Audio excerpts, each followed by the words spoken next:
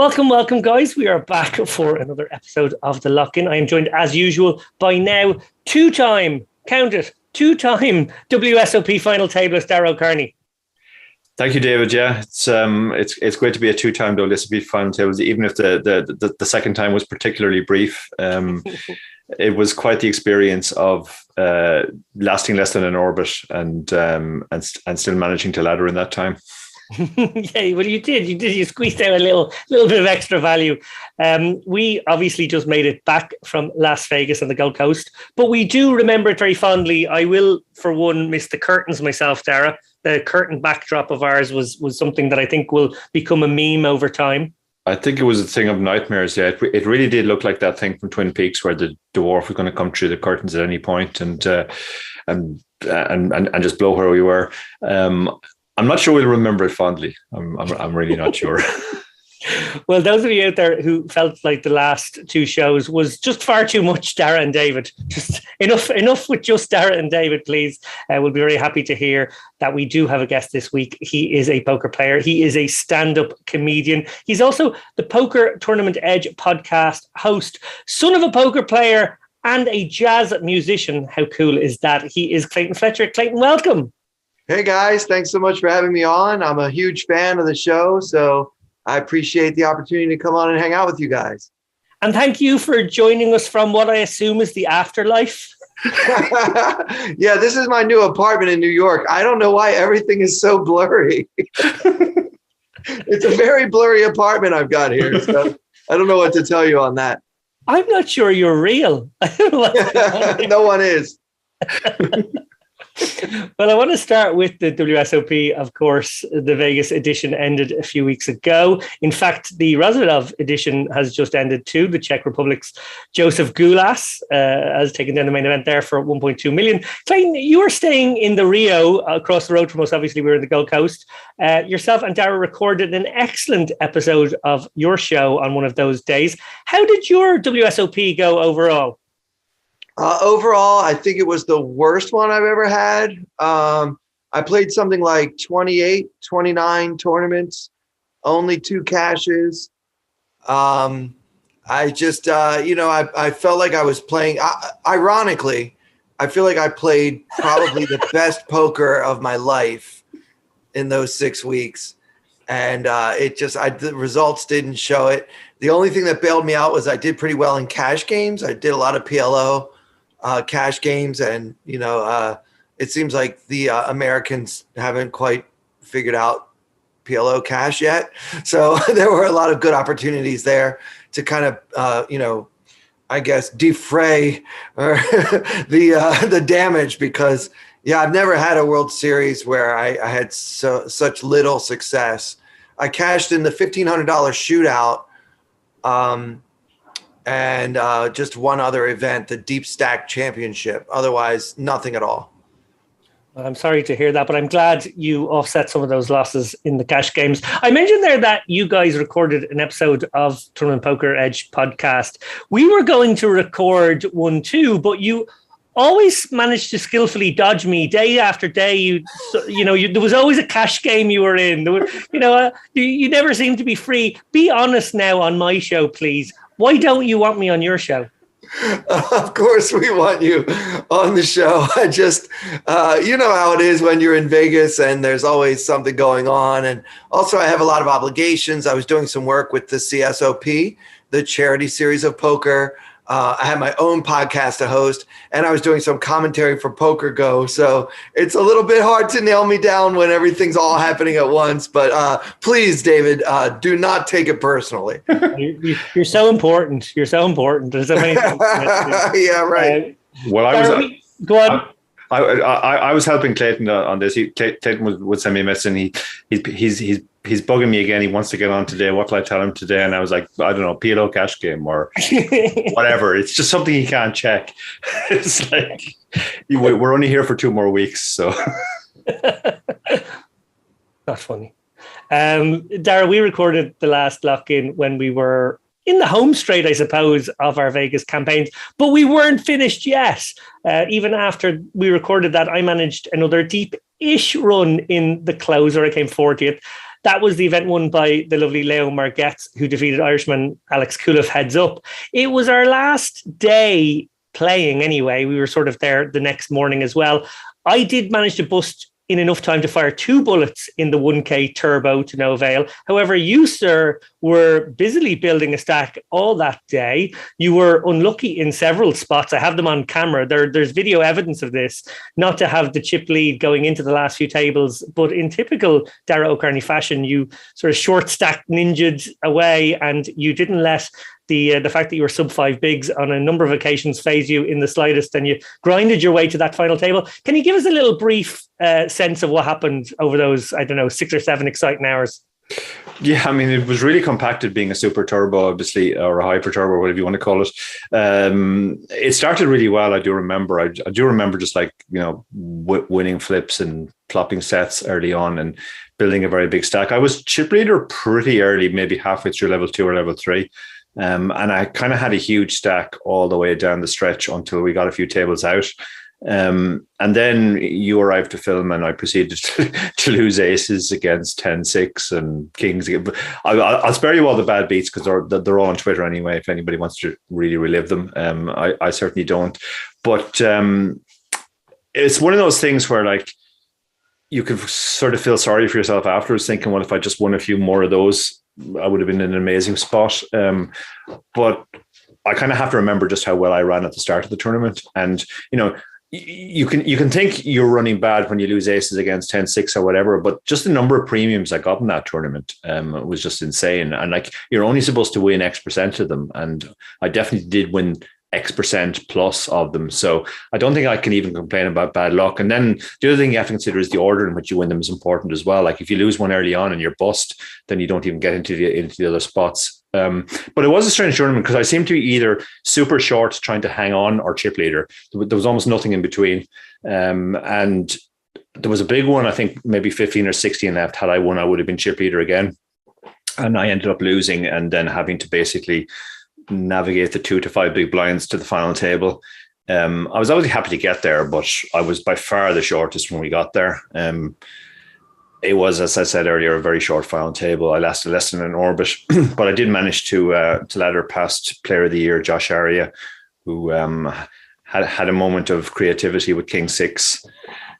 Which very generous way of putting it. Yeah, which I think his friend on the range, Sean Deeb, pointed out. He basically just handed me $3,000. So thanks for that, Josh. Yeah. Well, he made enough money this summer. Clayton, you were far too modest there to mention your past WSOP glory, so I'm going to do it for you. In 2015, you came 96th in the main event, and in 2018, you came 28th in the main event for a very nice payday, actually, $230,000 that time. How exciting is it, something neither of us have experienced, to wake up on a day 6 or even a day 7 of the main event? Yeah, I mean, it's very exciting to do, but it's also really hard to go to sleep. One of those days in 2018, I had a top 5 stack, and you can't sleep because you start thinking about the final table and all the millions and all the, for me as a complete and utter attention whore, all the video cameras and, interviews with Joe Stapleton and everything else that I was just as excited to do as to play poker.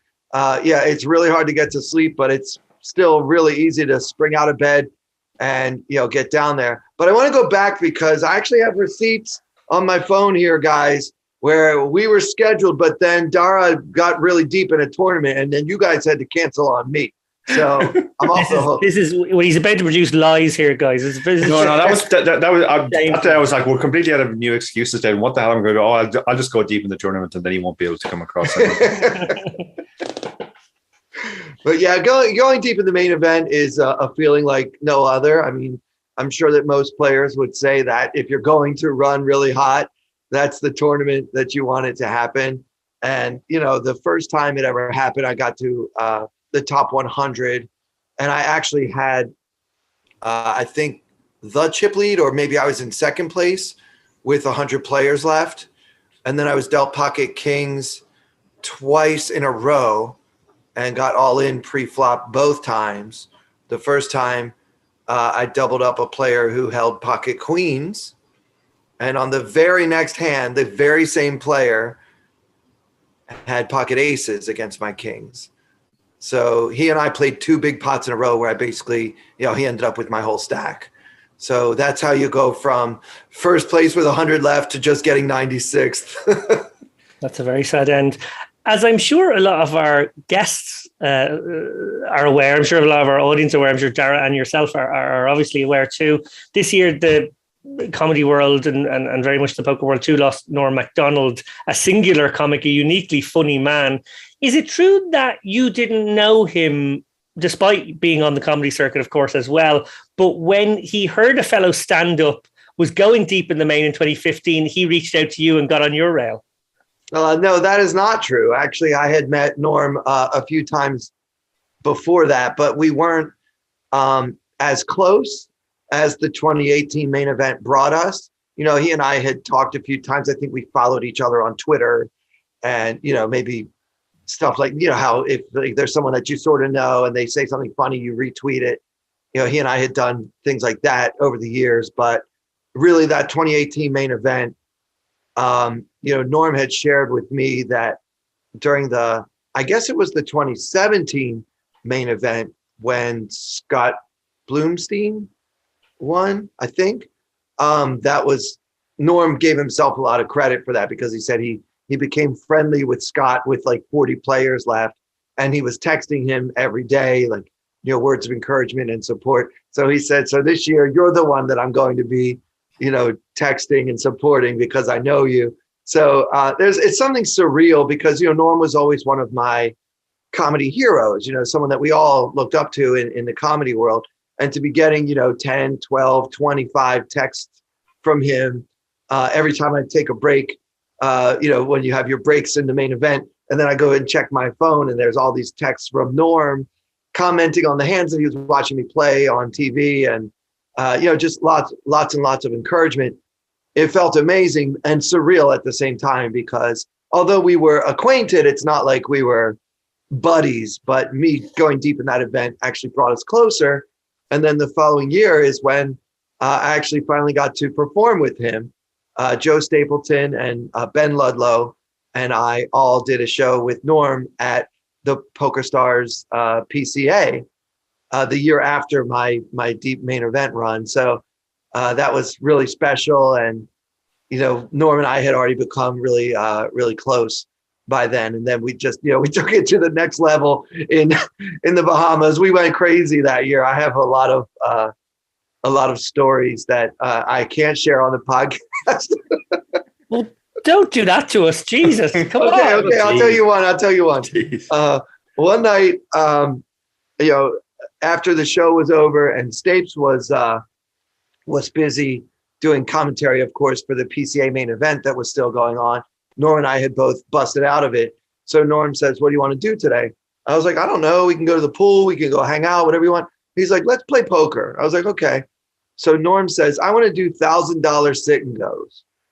I'm like, "Okay." I mean, I didn't see those running, but the thing is, when you're a celebrity like that, whatever Norm wants, Norm's going to get, So I made a few phone calls, Matt Stout and some other friends, and said, Norm wants to do sit and goes.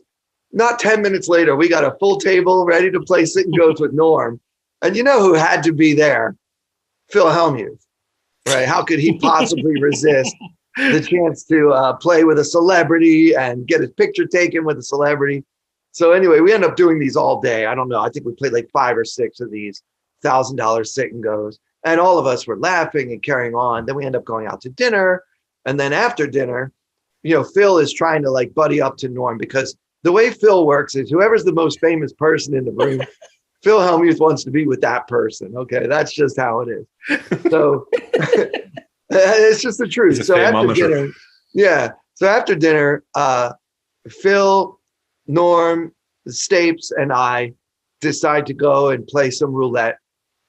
And, we're just goofing off, having a drink and playing some roulette, just DJing to the max, right? And this total stranger to all of us approaches Phil and says, "Can I get a picture with you?" Which is a bit surprising because I would think that if you're going to get a picture with someone, it would be Norm, right? But this guy wants a picture with Phil, and he's like, "You guys should come with me. I'll bankroll you. We'll go play high limit roulette in the back room that nobody knows about." And so basically, this guy gives Norm, I think, $10,000 to free roll and play roulette. Norm ends up winning like 60 grand that night on this other guy's dime. and Phil lost like in 5 minutes. But he hung out, and of course Norm didn't keep all the money. He gave the guy some money back and everything. But that's just kind of, if you think that the other half lives a different life than the rest of us. David, I don't know about you, but no one's ever approached me and say, "Hey, you're Clayton Fletcher. Here's $10,000 to go free roll at the roulette table." That has literally never happened to me. I don't think that's ever happened to me as well. And I don't think regular people run that well either. So that's like double whammy. No, Norm killed it. He could do no wrong at roulette that night. It was quite a way to end the trip. That's a great memory. Thank you for sharing that. We really appreciate it. Moving over to another, I guess, topic of the week, and I have an interesting area of overlap with you, Clayton, on this one. I think a topic that's reared its head again is PokerPaint and its owner, Brett, who claimed to have made things right, certainly when last week covered it on the show, with the poker photography community in terms of how his works are clearly derivative of their original work, and I suppose trying to figure out a way to make them whole or bring them into the fold somehow. Some have said that he just puts these images through a filter. I don't think that's true. There does seem to be a good bit more to it. There does seem to be some legitimate artistic choices being made along the way. However, the link to the original photos is unquestionable. And I must say, when I wrote a very positive article about PokerPaint moving into the NFT space there a few months ago, I did so under the full assumption that this guy, Brett, had cleared all the works with the photographers. After all, he had been sort of, brag tweeting famous people with these images on their walls. And I assumed, well, if that's the case, all the copyright and intellectual property sort of stuff must be cleared. Before I get into this fully and sort of bring us up to speed on where it is now, I'm interested to get your take, Clayton, on intellectual property. It is obviously a controversial subject in the world of comedy as well. Comedians have been known on occasion to steal one another's jokes. Have you come across much of that in your career, and how is it sort of viewed in the community? Are these people vultures? Yeah, I mean, they're worse than vultures. I mean, whatever the lowest form of life is, that is how the comedy world views a joke thief. I mean, we work so hard on crafting our material for someone to just come in and say, "Oh, I heard this comic, Clayton something, do a joke last night. And I, as a more famous comic, am now going to go do that same joke on the Tonight Show," or whatever. It's literally the biggest scumbag move. It's kind of like not paying off a debt in poker. It's like, if you want to get a bad reputation, be known for stealing other people's jokes. Some of the most famous joke thieves in the comedy world, like Carlos Mencia, he's probably the biggest one, but there are certainly others out there that just, at this point, if I were on stage at a comedy club and Carlos Mencia walked in, I would actually not do any more of my material. I would actually just start, ad-libbing with the crowd and doing improvisation, because he is so bad at writing that his entire career is based on stealing material from lesser known but very talented artists. So, I mean, that's a real scumbag right there. At the same time, though, I have to be fair here. It is possible for two comedians to come up with a similar, what we call parallel thinking, right?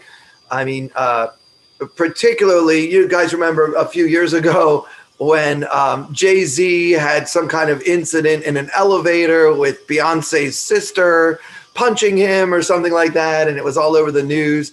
At least 1 million of us comedians, myself included, tweeting like, "Well, I guess now he has 100 problems," right? Because of his famous song, 99 Problems. It's a very easy leap to connect Jay-Z with that song, and now he's got this woman beating him up. So who thought of it first is almost immaterial because it's actually as unoriginal as can be. I mean, probably even a lot of non-comedians could have come up with that joke. It's not my best work, believe me, but I got a lot of flack. People like, oh, I heard that joke somewhere else. So some other comedian did the same joke. And I was like, well, okay, well, I guess, that's one where we all kind of thought of the same thing. Similar, whenever you're talking about a famous person, a celebrity, a politician, it's very likely that somebody else said the same thing that you said. But the way I get around this, and I don't know how this would apply in the visual art world, but as a comic, I talk about my personal experience. Nobody else had the childhood that I had, being raised by a poker playing mom and a jazz musician dad, and kind of just all the crazy things that have happened to me. The bulk of my material is about that. So it's not so generic as to be easily stolen. I mean, I guess someone could find a way to take one of my ideas and run with it. But mostly I don't worry too much about joke thieves because my material is uniquely mine. And if somebody else tried to do it, he or she probably wouldn't get laughs, which isn't to say I ever get laughs, but maybe once in a while it happens. Dara, I feel like we have a tiny area of crossover here in that I suppose we've spent so much time together in the past 12 years. We sometimes just have the exact same thought at the exact same time, and weirdly sometimes don't even know where you begin and I end. Yeah, there is a kind of there's a weird group thing or couple thing going on there, and even afterwards sometimes we're not even sure who came up with the idea first. It's just kind of like it is a collective, and similarly that's kind of the way the world views as well. If one of us says something, people can just as easily ascribe it to the other person. Or one of the weirder ones we've had is people will tell you or I something, and then they'll just assume the other person must know it as well. Because when it's as soon as they tell one part of the organism, the other part must immediately know it. I feel more sorry for you that you've had to sort of you've been saddled with my views on many occasions.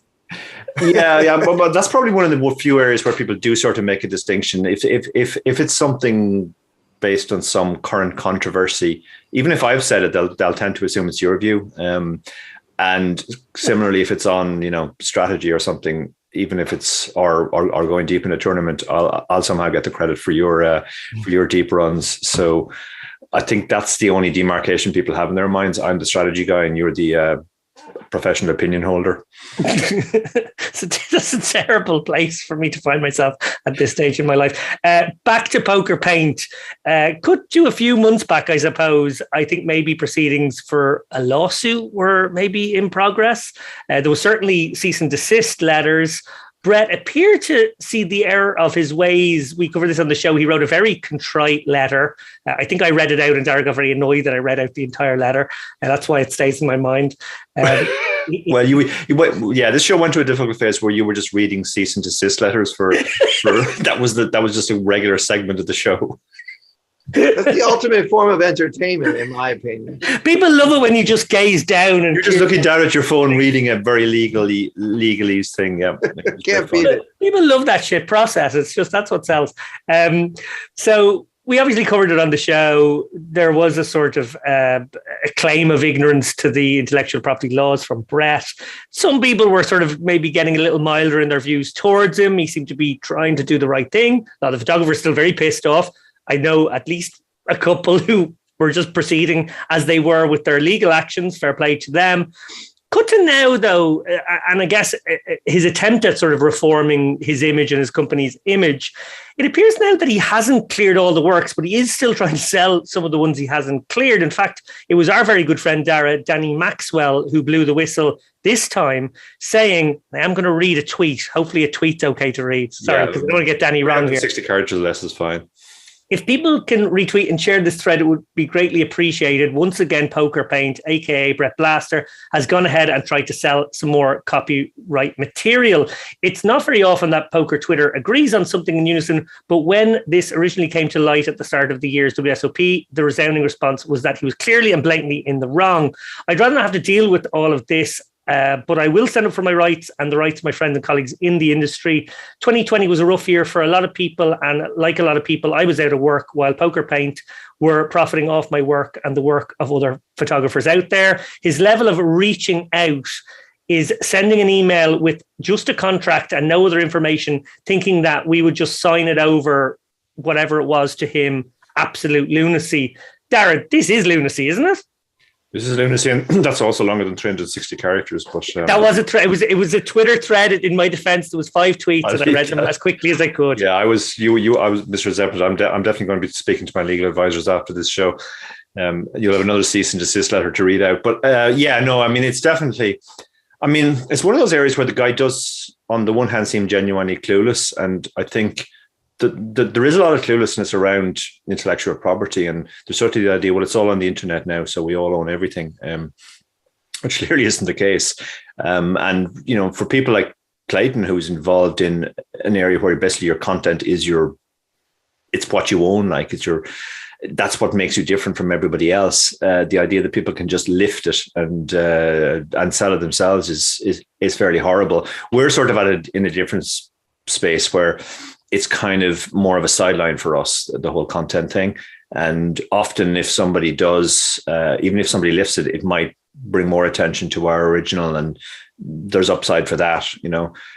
I've had some of my strategy content, for example, translated into other languages without being asked, but I just kind of take a view of, well, I'm not making very much money from it anyway. The other person isn't making very much money either, and if it serves to raise my profile in certain countries, then so be it. But that's completely different from this case. I mean, photographers, their photograph is what they have, like, and you can't just steal that in the same way that you can't steal comedians' jokes. Yeah, that's very fair. Anything to add, Clayton? I actually have a 10-page document from my attorney that I'd like to share, if that's okay. Perfect. This is exactly the kind of show for that. No, I would just add that, at the end of the day, we have to look in the mirror. So if I heard a joke, sometimes you hear a great joke in the club and it makes you jealous. Like, wow, why didn't I think of that? It's so funny. But were I to steal that joke and then perform it the next night, to me, it's just about like being able to look in the mirror and know that I'm not that person that the other comedians have to worry about, And there used to be a lot more honor in the poker community.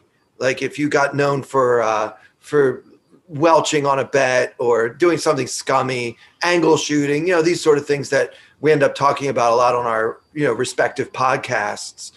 There used to be almost like an honor code that I know some of us still carry, but I feel like the community is less, occupied with enforcing that honor code than the community used to be. And I think that we all need to be a little bit louder in calling out the scumbags so that they can't continue to do their scummy deeds. Very well said.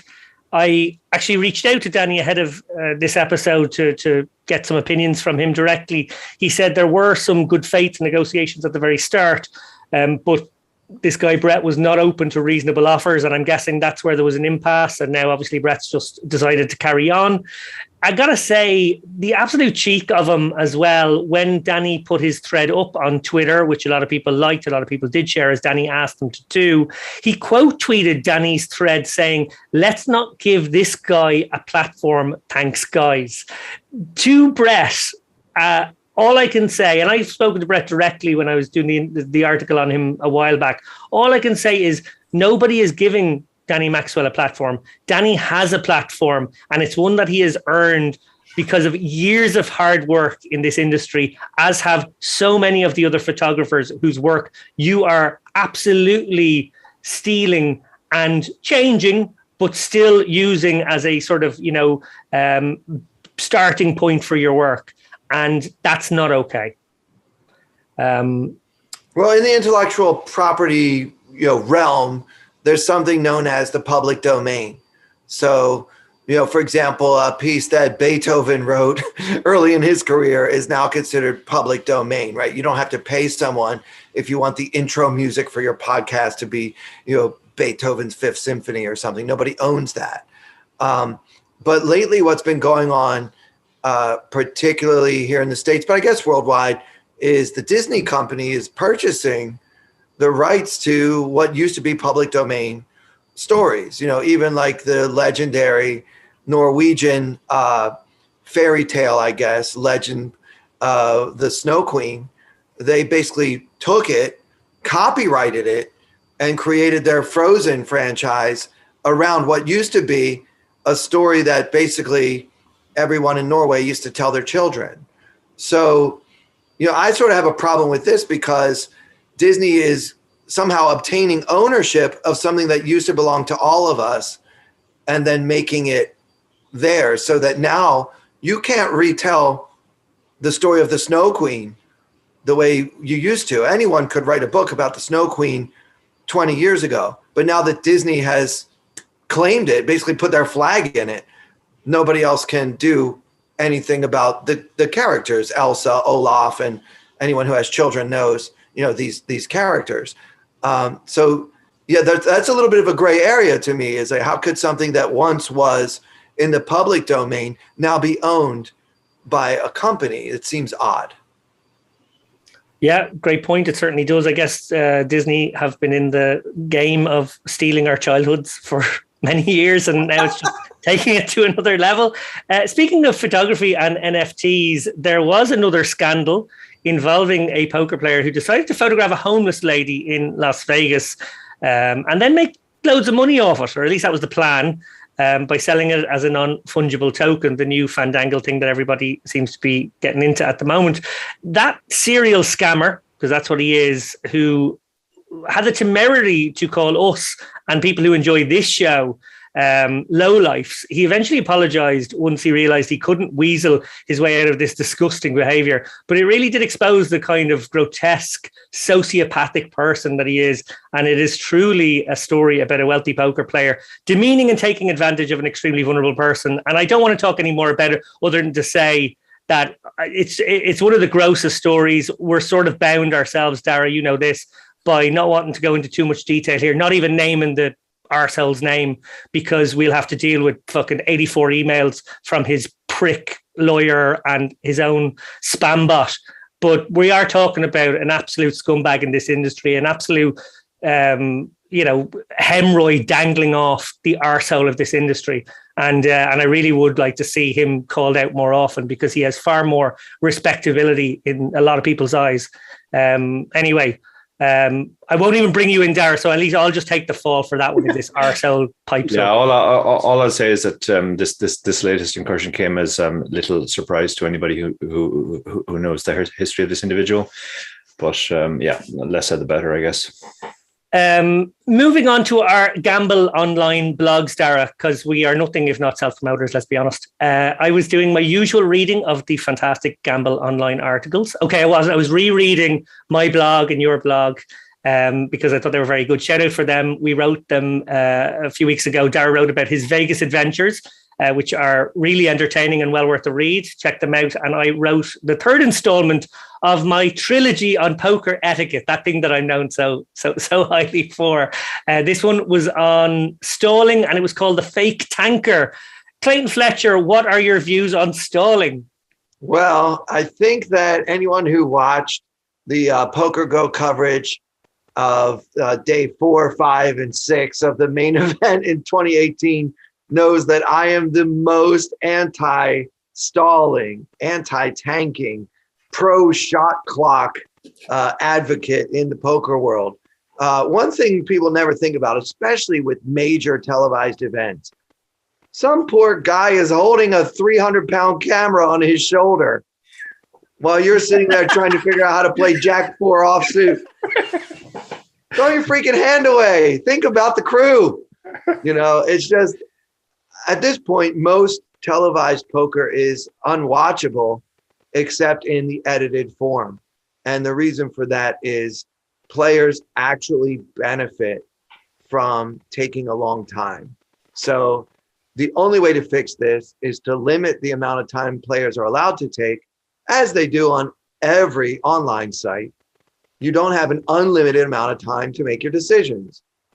Now, I know you guys have probably played in Australia. I personally love the Aussie Millions, and a lot of the tournaments there and virtually all the cash games there are what they call turbo.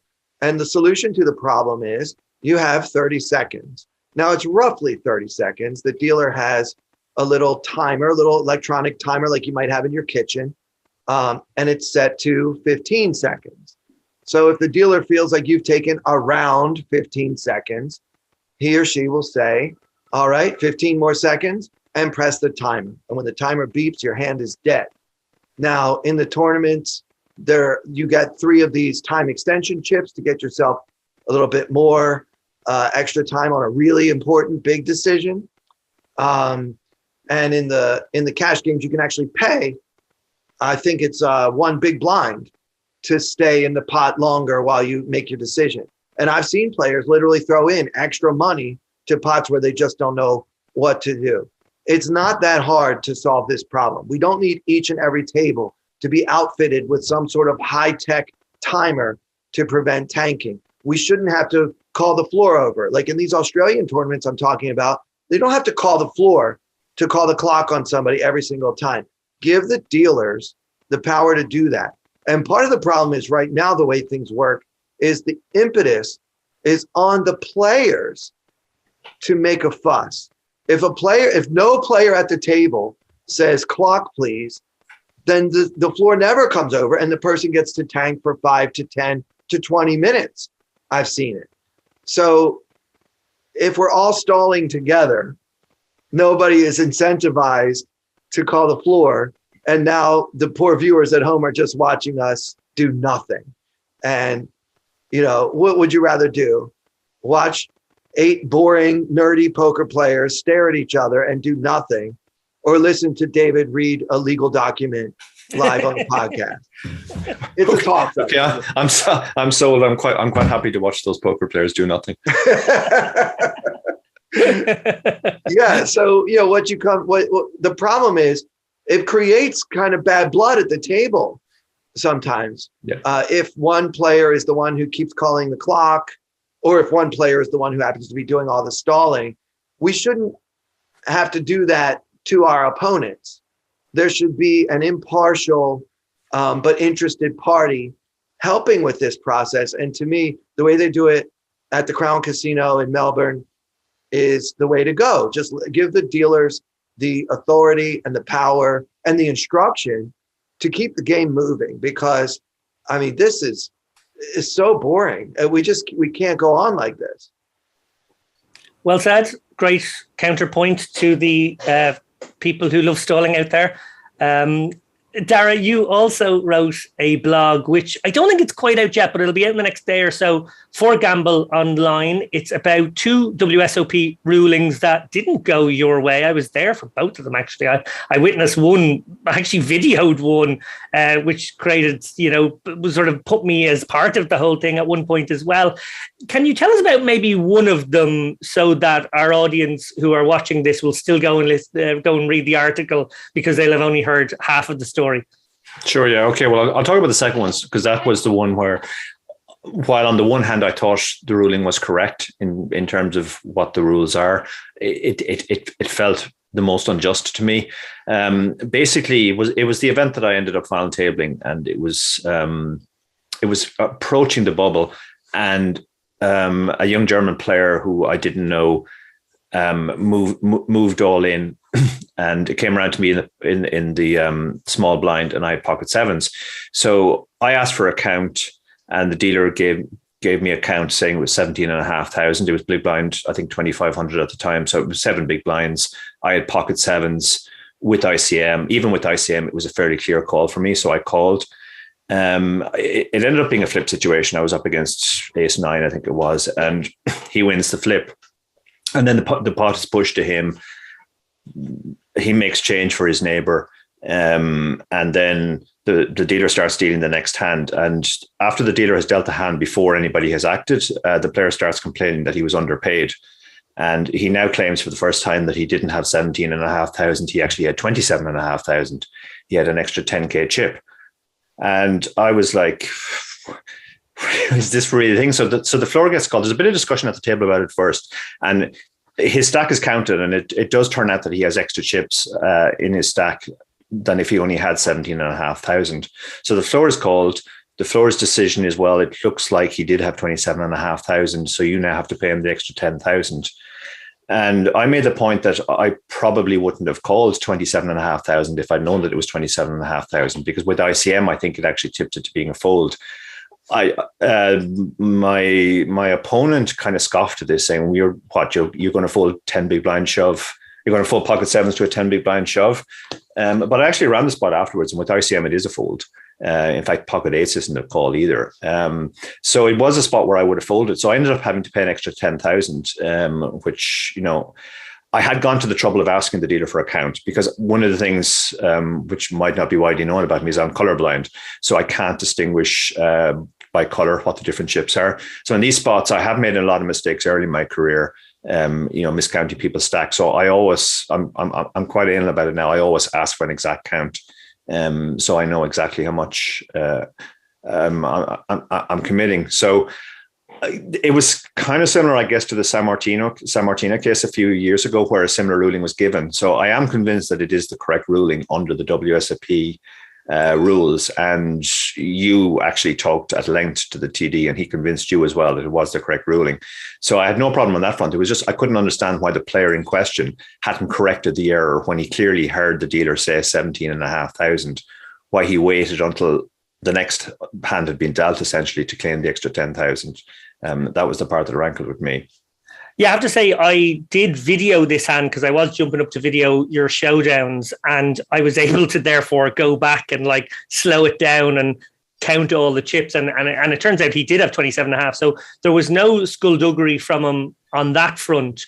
What was sort of very off about it was when he hears the dealer clearly give a lower count, why he doesn't at that point say, no, actually, I have 27, not 17. That's the point at which a sort of an honest player would speak up. Now, there are complications. Maybe he had his headphones on. Maybe he just wasn't paying attention.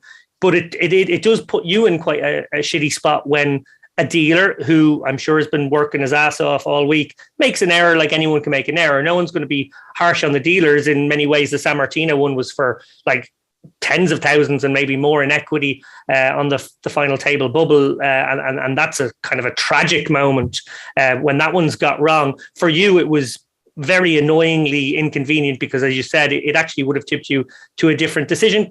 Clayton, this rule is definitely a WSOP rule. As Dara said, I checked it in the WSOP rules on the guidance of the guy who was very open to talking about it. He was actually he held it, he handled himself very professionally, didn't get kind of annoyed, and he was under pressure with a fast moving tournament. So I really appreciated him and his grace, but that wouldn't be the rule in Europe. So that was one of those ones where we do it differently, or TDA does it differently. Yeah, well, one thing you have in Europe is, generally speaking, now there are exceptions, but generally speaking, in Europe, the dealers are better trained. They have more experience. They make more money. It's more of a career than it is here in the States. Now, I'm not saying that there are no excellent American poker dealers. I'm just saying that if you sit down at any given World Series of Poker table, there's a good chance that you don't have an excellent American poker dealer. Let's put it that way. Now, I'm saying all this because, in my experience, every controversial thing I've ever seen at the table could have been prevented by dealers following procedure. And as a fellow colorblind person, I think it's important that we get the counts right, especially when I'm trusting you to get it right. Now, I'm not saying that any dealer makes no mistakes, but the procedure is actually, when a player asks for a count, you take all the chips from the first player and you show them, you stack them and then you unstack them and you show exactly how much it is, and then you count it down for the player. This is 2, 4, 6, 8, 10, 12, 15, 16, 17,400. That's the exact count. And you're showing them as they go. Now, I wasn't there. I don't have it on video. I haven't seen your video, but I'm willing to bet that the dealer didn't do that, breaking it down and showing the exact chip count and how that chip count was arrived at, because people make mistakes. But if you're showing the whole table, this is why I'm telling you it's 17,000. And here it is for all of us to see, colorblind or not, here are the chips. Then you don't have this problem. So that is the correct procedure. And usually when there's an issue at the table, it's because the dealer did not follow the correct procedure. So, I don't want to be one of those players that blames the dealers for everything. And I don't. I certainly don't blame dealers for my bad luck. But go ahead and let me know if I'm wrong about the dealer not breaking down the chips properly to show that it was 17.5. Yeah, no, you are correct. I don't want to blame the dealer either. He was an elderly gentleman, and he'd clearly been working for a very long shift. No, of course. So he was tired, and he was really apologetic afterwards. And I didn't, in any sense, blame him. As I said, most of my ill feeling, for want of a better word, was towards my opponent, who I thought should have corrected the count. He wasn't wearing headphones. He was watching the thing very clearly. He saw me count out 17,500 when it came to the call. He saw the dealer verify that it was 17,500 before he pushed the pot to him. So I couldn't understand why he hadn't corrected the thing at any point. Certainly the counting down thing, that is very helpful. And one interesting thing about the aftermath of this was I was now really, really paranoid going forward about all counts. So I was asking for way more counts than I would normally, stack counts behind, etc. But I think the table understood, and the table and sort of going forward, the dealer was doing what you're saying, counting down the thing and going like, does everybody agree that this is 62,000, etc. So at least there was a positive, but there was also negative, because this was a hyper turbo, and now the process was taking much longer than it would have otherwise. But I felt I kind of had to protect myself going forward to make sure. Yeah, and it can all be prevented just by procedure. And I understand the WSOP dealers in particular, this year in particular, were very much overworked. And I'm not a person that, hates on dealers all the time. But I think if we could invest a little bit more money, pay them a little bit better, give them a little bit more training, and make sure that procedures are followed. One thing that I'll do, I'll be the annoying guy at the table that reminds the dealer gently about procedures. If I see the potential for these sort of things coming up, I'll say, oh, don't forget, someone's all in, make sure we show both hands, or whatever the procedure is, because some of the dealers don't remember all the little subtle things, because they barely remember like how to deal a hand of poker, because some of them have little or no experience heading into their first event. So if I sense that a dealer is really new or inexperienced, or maybe, in this case, a retiree who's just trying to make a little extra money, I might give him a little bit of unsolicited, gentle assistance. But what you don't want to do is yell at them or berate them, because when you do that, it just makes their performance suffer. It makes you look like an even bigger jerk than you probably normally look. It's a bad thing for everyone involved. Nothing good comes from yelling at or berating dealers, but it should start at the top, where the WSOP, being the gold standard of supposedly like the Olympics of poker, maybe we should invest a little bit more time, energy, and most importantly money into making sure that we have dealers that won't make these kinds of mistakes. Because honestly, if procedure is followed, almost none of these things could ever happen. Angle shooting wouldn't happen if dealers would follow procedure. Like when the dealer is dealing the cards, he or she is supposed to notice whether players have their big chips in the front, and if not, remind them to put them there. Like some of the things that you see again and again, I always go back and say, well, why didn't the dealer prevent that? Tables that get really ugly with players yelling at each other, cursing each other out. Why didn't the dealer speak up at the very first F-bomb and say, guys, remember, it's against tournament policy. We don't use that kind of language, and cut it off before it gets out of hand. These dealers remain quiet while players call each other this dirty name and that awful name, and using this language and that language, until things escalate so high. And then you have incidents like, we've seen so many times where things kind of get out of hand. I always say, well, what could the dealer have done to prevent this? I believe in prevention. Yeah. First and foremost. One thing I have noticed, and this probably speaks to your point about that American players who play live a lot are sort of aware that sometimes the standard of dealing isn't high and the dealers need help. I have noticed that there are other American experienced live pros who do exactly what you say. They sort of, for want of a better word, police the dealers, but without being confrontational. They just kind of double check everything. Sean Deeb is really good on this. Deeb keeps an eagle eye on everything that happens at every table he's at. And that certainly helps the game as well. Yeah, and I mean, again, I can't emphasize this enough. If you want to do that, Sean does that. I definitely do that a lot. Depending on how experienced I feel like the deal, you can usually tell within the first couple of hands.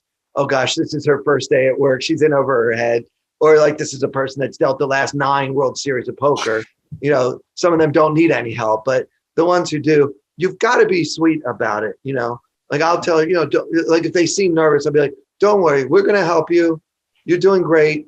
No problem. And then if there is something to remind them, I say, just don't forget, you're supposed to, just say it in as kind of a voice as you can. Not like you're trying to tell them you suck at your job, because that's when you really get like people really tensing up. And the more tense they are, the more mistakes they're going to make. So, and it also just kind of creates bad chemistry at the table. When someone's berating the dealer, it's like everyone gets uncomfortable, and that's not good for the game either. Yeah, it sure does.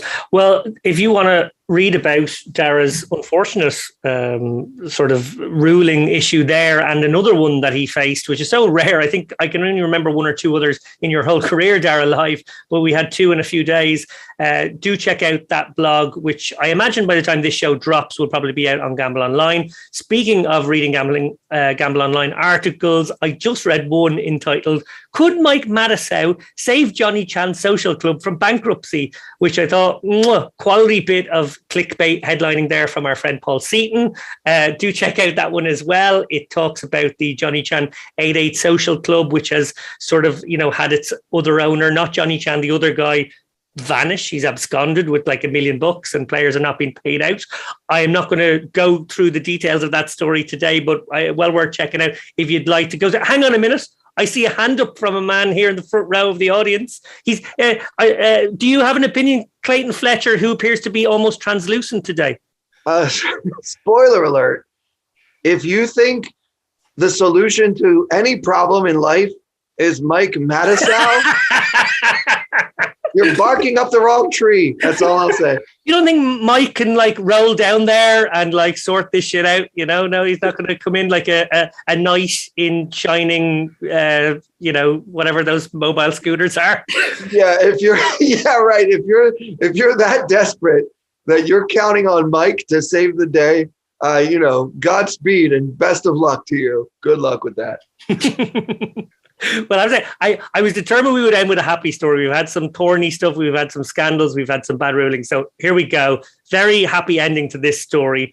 It is about our good friend, Alex O'Brien, who quite frankly was messed around by GG Poker and Dan Bilzerian. She was promised a heads up match against Bilzerian after she won his 100K happy birthday free roll thing exactly 1 year ago. Exactly 1 year ago, she won that prize, and it has not, turned into an actual match. Very, very interesting to see that ACR swooped in. Very, very nice bit of counter marketing. I don't know what, guerrilla marketing by them. They swooped in to offer Alex a 10K match against anyone she would like to pick on the ACR roster. Well, she was always going to pick, there was always one name she was going to pick, I feel, and that was Vanessa Kade. The perfect choice, really, when you consider that Vanessa had her own unfortunate dealings with that Bilzerian chap. Clayton, how do you feel about Dan Bilzerian being in the poker world at all? Do you think he adds or subtracts? Well, I think it's actually both, guys. I mean, no more opinion from Clayton. We'll move on. He adds in the sense that he is one of, whether we like it or not, he is one of the most famous poker players. He's got millions and millions of Instagram followers. A lot of people worship the ground that he walks on. I'll never understand that because I think that he is vile. I want to be clear about that. But so in that sense, he's good. But it's almost like you made a deal with the devil. It's like, if this guy is the reason we have an extra 20 million eyeballs on poker for a moment or two, the price of that is whose eyeballs they are. Like, are we attracting, in other words, are we attracting the wrong people to the game? Because if they're followers of him, then they're going to be a certain kind of people. So this isn't to say that everyone who follows Dan Bilzerian on Instagram is a scumbag or something, but all things being equal, if that's the only bit of information I have about you, that's not a good start for you in terms of me formulating an opinion about you personally and in terms of character. He's awful to women. He's misogynistic. He's narcissistic. He's all these things that we know he is. But on the other side, he is very famous. And some people feel that no matter what it takes to get attention paid to poker, it's worth it. I don't agree with that opinion. Well, Dara, Clayton has sort of referred to a Faustian pact of sorts that GG have made with Bilzerian over the last year. I do want to say that GG Poker, maybe not responding in the most agile way, but they did eventually get to Alex and offer to make a substantial charitable donation in lieu of this match, which I believe just won't go ahead now. I don't know if that means Bilzerian's gone. Maybe it was a one and done year kind of deal. Maybe they just know he's never going to do it. Maybe he said that he definitely won't play a woman.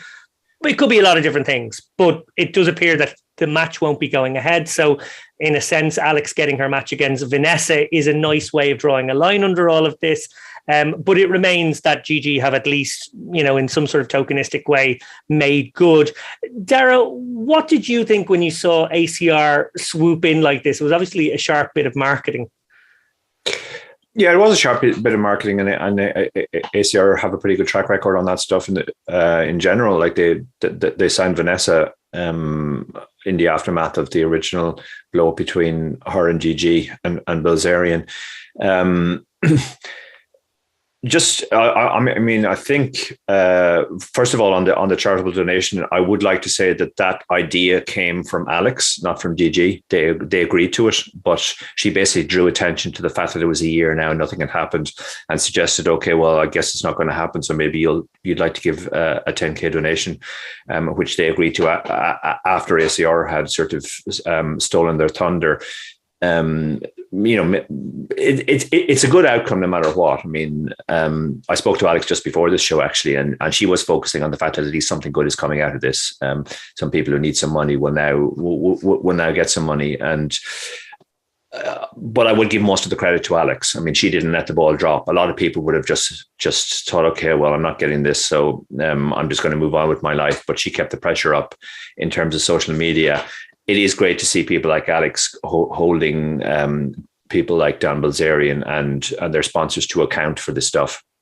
I think they deserve a lot of credit for that. I mean, at the end of the day, okay, she's got a match against Vanessa Kade out of it, but that came from ACR. She's not personally benefiting from the 10K donation to charity, which GG agreed to at her suggestion. So, it is great to have people like Alex in the poker world who are prepared to sort of stick their neck out and hold bad behavior to account and get a good outcome from that. I think the match will also be kind of exciting too. It'll be interesting to see Alex taking on Vanessa. I think even Vanessa is rooting for Alex. I doubt Vanessa has anybody in her corner for this one. We've kind of been in similar situations before in the past where we've had to play Unibet qualifiers, and if they win, they win, and if we win, the money goes to charity. So we kind of feel like, well, why should we even be trying to win? We're just acting as spoilers for these people. But yeah, it's a nice ending to the story for sure. And I don't want to hate on GG too much. At the end of the day, they have agreed to this 10K donation. I think they're somewhat boxed in by their original bad choice, maybe of Dan Bilzerian. I think Clayton made a very good point when he said that, like, you have to. It's not just a case of what can we do to get more people into poker. You also have to consider the type of people that they might be. Poker has a lot of image problems in general, particularly around the sort of gender divide and the way women are treated in poker generally. Do we think if an extra 5 million people come in because they follow Dan Bilzerian on on Instagram that they're going to make things better on that regard. I suspect that's a really, really long shot, probably even longer shot than Dan ever agreeing to the negative free roll of having to play a woman and potentially lose to her. Well said. And yeah, I suppose for me, just that image now of two proper poker role models in Alex and Vanessa playing a heads up against one another is a really nice ending to the story. Obviously, Alex is in the process of writing a book right now, The Truth Detective, which I know will be out in mid-2022. And she may have been wondering, how will this book end? Well, perhaps she's been given a suggestion by this. There is a certain nice, closing of the chapter. I also feel like, I hope this is like the last we see of Bilzerian for a while. I suspect it's not, but it would be lovely to think that this will be sort of him put in the bin once and for all, and we don't have to be dealing with his ilk again. I think he's been a bad stain on poker for the last year. I think he's had people like Negreanu come out who should, by all, reason or morality, give out about him. But, Daniel doesn't do that to his paymaster. So he came out and said all the right things and said he's great for poker. He'll bring all the people in, etc., etc. I don't see what contribution he's made. It feels like an exercise in damage control from start to finish. And yeah, I'm very hopeful that we may see the back of him. Now, finally, guys, and big deep breath here. I do want to deal with one maybe story before we go. Wrapping up, Dara and I had planned to go to EPT Prague. Very excited about the prospect of playing an EPT after so long, Prague being one of our favorite cities to do it. That unfortunately has been postponed until the spring. Omicron has become a bigger worry here, across the world, of course, as well. But in Europe, we're certainly seeing some lockdowns and sort of partial lockdowns and restrictions, etc. It does feel a little bit like maybe we're going back into a shaky few months. And it does almost feel like maybe live poker is going to end up being this seasonal thing where we sort of winter in our homes and then we come back out spring, summer, autumn. Clayton, is there any restrictions where you are, and has it hampered any maybe upcoming comedy gigs or anything you were planning on doing? Yeah, so far so good. I did a sold out show last night. Brilliant. At a comedy club here in New York.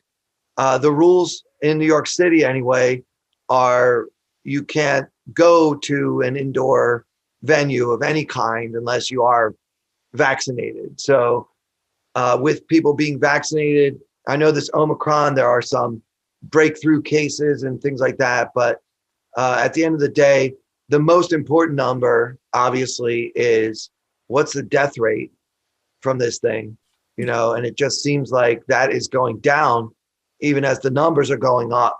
So while the new variant appears to be more contagious maybe than the last variant, and there's going to be another variant. I mean, this is what viruses do. They mutate. The variants aren't going to stop anytime soon, but it seems like it's weaker in terms of killing people and putting people in the hospital. So I think once the governments around the world accept that reality, assuming that is the reality, because of course the news changes every day and I'm not a doctor, but right now that's the way it looks. So at least here in New York and in most of the United States, they're not talking about a shutdown at this point or another lockdown or anything at this point. And part of that is because, people are getting the new coronavirus 3.0 or whatever, but it's not causing widespread death and severe illness that requires hospitalization. Most people that get it, they're sick for a few days and then they get back to normal, back to their lives. So in that sense, it's not much different than the flu. So I'm happy to say that at least right now, and this could change, right now, comedy is going great here in New York, and it doesn't look like it will be slowing down soon. And one more question for you before Dara and I do a bit of shameless plugging at the end. Is it harder or easier to make people laugh in a period like this? Well, I think that the trick for me has been, I don't talk about quarantine. Like I don't do any jokes about viruses or shots or anything like that, because I think that everyone is just so sick of it. And when they go to a comedy club, the last thing they want to hear about is, hey, do you know that people are dying from coronavirus? I don't think that that's going to be funny no matter what I say about it. So I just sort of give them that escape.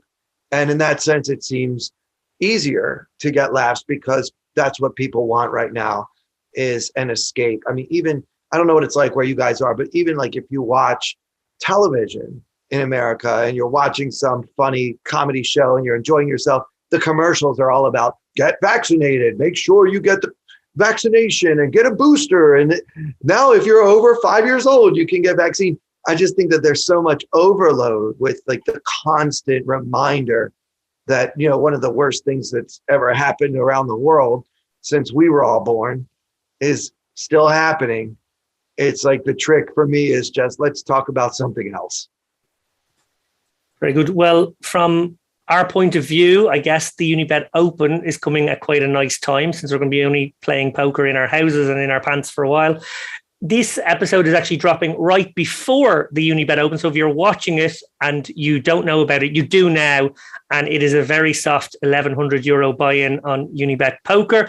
It's a 1050 plus 50. And I promise you it is, I say this all the time, but it's the truth. It is the best value 1K on the interwebs. Dara, are you looking forward to a hopefully successful Unibet Open, but also a sustained period of grinding over the next while?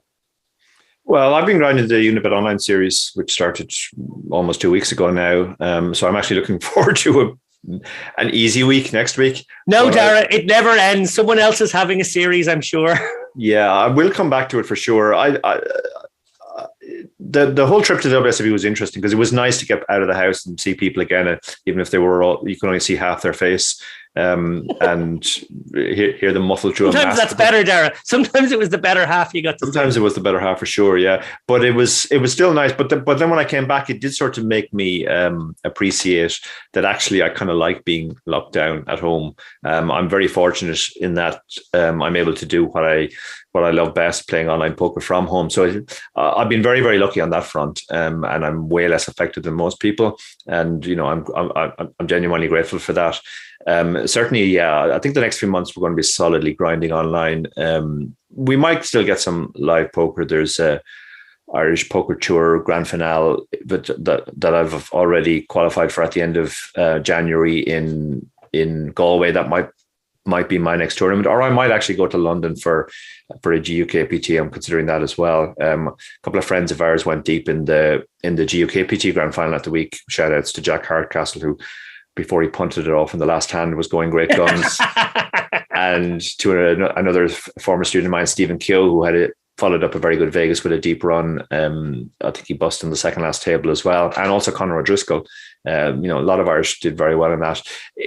It's nice to see live poker coming back. I feel it's similar to Clayton, that the government's just they're playing it cautiously now. A lot of them undoubtedly messed up at the start of the pandemic and didn't realize how serious it was early enough. And you see countries that had very strict lockdowns very quickly. New Zealand, Norway have done really, really well. Like if you look around the European numbers, in most European countries, roughly 2,000 people died for every million of population. In Norway, that number is 200. And that's because they had a very, very strict lockdown from the start, and they kind of understood the nature of the threat. Now, other countries who didn't do as well at the start are probably erring too much on the side of caution this time. But, maybe not, because while it looks at the moment that Omicron doesn't kill as many people, it's still a little bit too early to make that definitive judgment. But the natural nature of viruses is they tend to mutate towards milder versions. A virus basically wants to infect everybody and kill nobody. Because that way it will be spread much more than a virus which kills its host. On that cheerful note, it remains for me to thank our very special guest this week, Clayton Fletcher. Can I plug? Plug! Oh, please plug. I'm on Twitter at Clayton Comic. I don't know when this comes out. Is it coming out before December 18th? Yes. It's coming out tomorrow. Okay. Oh, wonderful. So on December 18th, I will be appearing at West Side Comedy Club in New York City, and I'm headlining the 6:30 show, the early show, and my special guest, my featured act, is none other than Joe Stapleton. So if you guys want to come out and see poker commentators doing stand-up comedy, West Side Comedy Club on December 18th at 6:30. You can get all the information on my Twitter, which is at Clayton Comic. And guys, I just want to say again, thank you so much for having me on. I've been wanting to come on with you for a long time, and I'm such a fan, and I really appreciate this opportunity to hang out. It's been fantastic to have you on, Clayton, and I wish you all the best with your upcoming run of gigs, including that one with Joe Stapleton. It sounds like it will be a good one. Finally, thank you so much, Dara O'Kearney. Thanks, David. Yeah, it's nice to be back away from the curtains and back in our natural habitat, and having a guest as well, not having the whole pressure of trying to keep a conversation going. Exactly. And we do have one more lock-in before the end of the year. I'm not going to say who it is, but cross everything, guys. We have a very special guest on the hook, shall we say?